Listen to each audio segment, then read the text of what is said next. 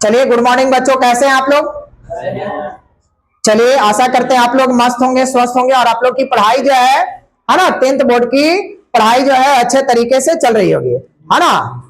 तो आज जो है हम लोग एक नए टॉपिक के साथ जो है इस सेशन की शुरुआत करते हैं, है ना। और मैं शिवशंकर कुमार आपके अपने YouTube चैनल, है ना, बायोलॉजी वाले पे आपका स्वागत करता हूं। और है ना, लगातार जो है इस चैनल पे आपको लगातार नए नए वीडियो मिलते रहेंगे, है ना। तो चलिए, देर ना करते हुए हम आज इस सेशन की शुरुआत करते हैं और एक नए टॉपिक के साथ, नए जोश और नए एनर्जी के साथ आज इस सेशन की शुरुआत करते हैं। आज मेरा जो टॉपिक पढ़ना है ना, बहुत ही जबरदस्त टॉपिक है बायोलॉजी का, है ना। ये टॉपिक है आपका लिंग निर्धारण।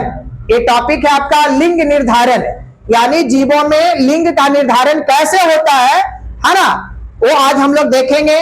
तो लिंग निर्धारण को समझने के लिए सबसे पहले हम लोग जनन के बारे में थोड़ा सा, हम लोग जो पीछे वाले सेशन में पढ़े थे रिप्रोडक्शन के बारे में, उसको थोड़ा सा समझना पड़ेगा, ठीक है ना। तो आप लोग पढ़े होंगे रिप्रोडक्शन चैप्टर में, आप लोग पढ़े होंगे, है ना, कि जीव जब जनन की क्रिया करते हैं, है ना, तो जनन के लिए दो तरह के युग्मक भाग लेते हैं। एक नर युग्मक जिसको हम लोग शुक्राणु कहते हैं, और एक मादा युग्मक जिसको हम लोग अंडाणु कहते हैं, है ना। नर युग्मक शुक्राणु और मादा युग्मक अंडाणु, ठीक है ना। नर युग्मक और मादा युग्मक दोनों क्या करते हैं? जनन की क्रिया में भाग लेते हैं, ठीक है ना। जनन की क्रिया में क्या करते हैं? भाग लेते हैं, ठीक है। और ये दोनों युग्मक जब जनन की क्रिया में भाग लेते हैं, ठीक है ना, तो युग्मनज बनता है। युग्मनज जो है भ्रूण का विकास करता है, अंततः शिशु का क्या होता है? निर्माण होता है, ठीक है ना। तो ये लिंग निर्धारण को समझने के लिए सबसे पहले जो है हम लोगों को, है ना, गुणसूत्र के बारे में समझना पड़ेगा। इसके बारे में, गुणसूत्र के बारे में, ठीक है ना। गुणसूत्र के बारे में आप लोग पढ़े होंगे, है ना। पहले आप लोग पढ़े होंगे कि गुणसूत्र के बारे में, है ना, कि गुणसूत्र है क्या। गुणसूत्र को इंग्लिश में क्रोमोसोम कहा जाता है बेटा, है ना, क्रोमोसोम कहा जाता है ना। हिंदी में इसको गुणसूत्र, है ना, गुणसूत्र कहते हैं, ठीक है ना। ये गुणसूत्र जो होता है हर जीवों में पाया जाता है ना। हमारे वातावरण में, हमारे प्रकृति में जितने सारे जीव है बेटा, सभी जीवों में क्रोमोसोम पाया जाता है ना। गुणसूत्र पाया जाता है ना। मनुष्य में क्रोमोसोम की जो संख्या होती है बेटा, वो 23 जोड़ी होती है। कितनी जोड़ी होती है? 23 जोड़ी होती है। ये जो गुणसूत्र होता है बेटा, ये गुणसूत्र डीएनए, आरएनए और प्रोटीन का बना होता है। डीएनए, आरएनए और प्रोटीन का बना होता है। डीएनए, यदि प्रोटीन की बात करेगा बेटा, तो ये हिस्टोन प्रोटीन होता है। कौन सा प्रोटीन होता है? हिस्टोन प्रोटीन होता है। डीएनए, आरएनए और प्रोटीन, यानी DNA plus RNA plus protein, ये तीनों जब मिलता है बेटा, है ना, तो ये बना देता है गुणसूत्र बनाता है। क्या बनाता है? गुणसूत्र बनाता है। और आप लोग को पता होगा बेटा कि DNA is a genetic material. DNA is a genetic material. DNA जो है बेटा एक प्रकार का अनुवांशिक पदार्थ है। एक प्रकार का अनुवांशिक पदार्थ है ना, जो किसी भी जीवों के लक्षण और गुणों को अपने अंदर समाहित रखता है, ठीक है ना। किसी भी व्यक्ति के गुण, किसी भी व्यक्ति के लक्षण, किसी भी जीवों के लक्षण जो समाहित होते हैं बेटा, वो डीएनए में होता है। और ये डीएनए कहां होता है बेटा? गुणसूत्रों में होता है। यानी गुणसूत्र जो है ना, जनन के गुणसूत्र जो है, गुणसूत्रों के द्वारा ही जो है ना, पीढ़ी दर पीढ़ी क्या होता है बेटा? जेनरेशन वाइज जेनरेशन जो होता है, वो लक्षणों और गुणों का क्या होता है? स्थानांतरण होता है, ठीक है ना। तो यहां पर हम लोग देख रहे हैं लिंग का निर्धारण, ठीक है। बच्चे में लिंग का निर्धारण कैसे होता है ना, आज हम लोग जो है ना, उस चीज को लाइव देखेंगे। तो सबसे पहले देखते हैं बेटा, नर और एक लेते हैं मादा। एक लेते हैं नर और एक लेते हैं मादा, है ना। नर में गुणसूत्रों की जो संख्या होती है, नर में गुणसूत्रों की जो संख्या होती है, वो होता है 46, है ना। क्या होता है? 46 होता है।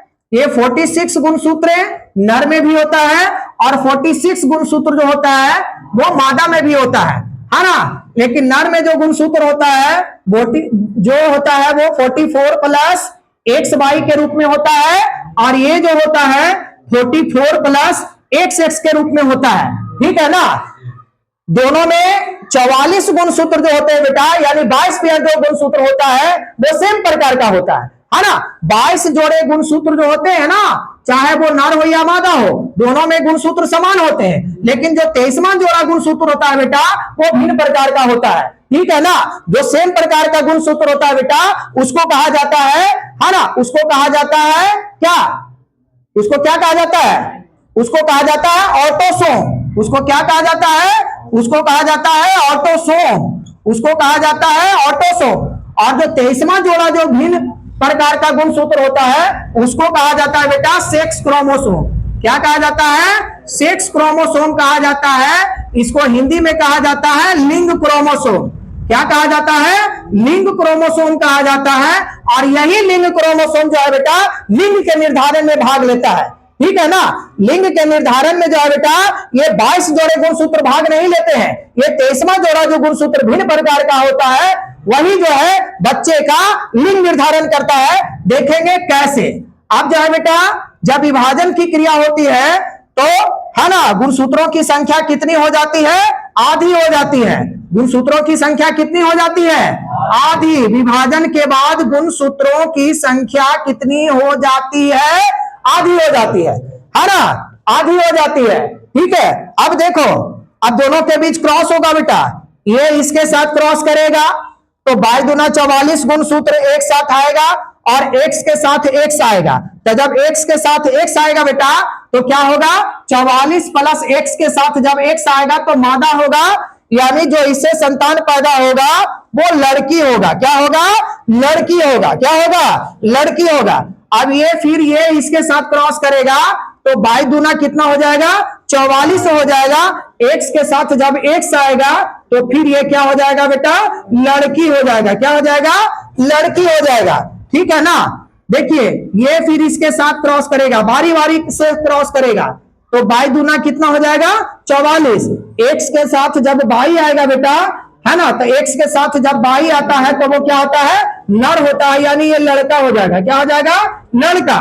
और ये पुनः जब इससे ये क्रॉस करेगा तो 22 दूना 44 हो जाएगा और x के साथ जब 22 आएगा बेटा, x के साथ 22 आएगा तो ये क्या हो जाएगा, लड़का हो जाएगा। क्या हो जाएगा, लड़का हो जाएगा। बात आ रही समझ में, है ना। तो ये मेरा रिजल्ट है बेटा, ठीक है। नर और मादा दोनों में गुणसूत्रों की संख्या 40 होती है ना। जो 44 प्लस x वाई के रूप में पुरुष में होता है और 44 प्लस x वाई के रूप में स्त्री में होता है। जब विभाजन की क्रिया होती है तो इसकी संख्या आधी हो जाती है, बढ़ जाती है 22 प्लस x और 22 प्लस वाई, और ये 22 प्लस x और 22 प्लस x। अब ये दोनों बारी बारी से आपस में क्या करता है, क्रॉस करता है, ठीक है ना। तो जब बारी बारी से क्रॉस करता है तो लड़का और लड़की इस तरह से रिजल्ट आता है, ठीक है ना। तो इस तरह से जो बेटा मनुष्य में है ना लिंग का निर्धारण होता है, ठीक है।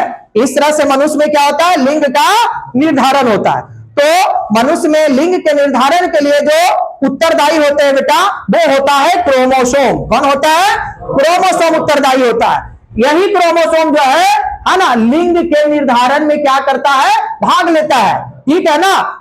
उत्पन्न होने वाले मादा से उत्पन्न होने वाले संतान लड़का होगा या लड़की होगी, ये निर्धारित कौन करेगा बेटा, ये निर्धारित करेगा गुणसूत्र। कौन निर्धारित करेगा, गुणसूत्र निर्धारित करेगा। बात आ रही समझ में, कौन निर्धारित करेगा, गुणसूत्र निर्धारित करेगा, ठीक है। बात क्लियर हो गई, है ना। तो आज हम लोगों ने देखा कि मनुष्य जब जनन की क्रिया करता है ना, तो जनन क्रिया के द्वारा जो है ना जीव जो उत्पन्न होते हैं, जो संतान उत्पन्न होते हैं, है ना, अक्सर लोगों में जो है ये मिथ्या बनी होती है कि लड़की कैसे हो जाता है, लड़का कैसे हो जाता है ना। आज ये सेशन से आप लोग को पूरी तरह से आप लोग कंफर्म हो गए होंगे कि है ना संतानों की जब उत्पत्ति होती है तो संतान लड़का कैसे हो जाता है और लड़की कैसे हो जाता है। ये डिपेंड करता है बेटा गुणसूत्र पर, है ना। किस पर, गुणसूत्र पर डिपेंड करता है, ठीक है। और चूंकि गुणसूत्र के भीतर डीएनए होता है और डीएनए जो है अपने भीतर आनुवांशिक गुणों को समाहित रखता है। आनुवांशिक गुण का मतलब होता है बेटा वैसे गुण जो पीढ़ी दर पीढ़ी क्या होते हैं बेटा संचरित होते हैं, पीढ़ी दर पीढ़ी क्या होते हैं, ट्रांसफर होते हैं, ठीक है ना। उसी को अनुवांशिक गुण कहा जाता है, उसी को पैतृक गुण कहा जाता है। बात क्लियर हो गई, बात समझ में आ गई। चलिए, तो ये आपका जो है टॉपिक कंप्लीट हो गया, ठीक है ना।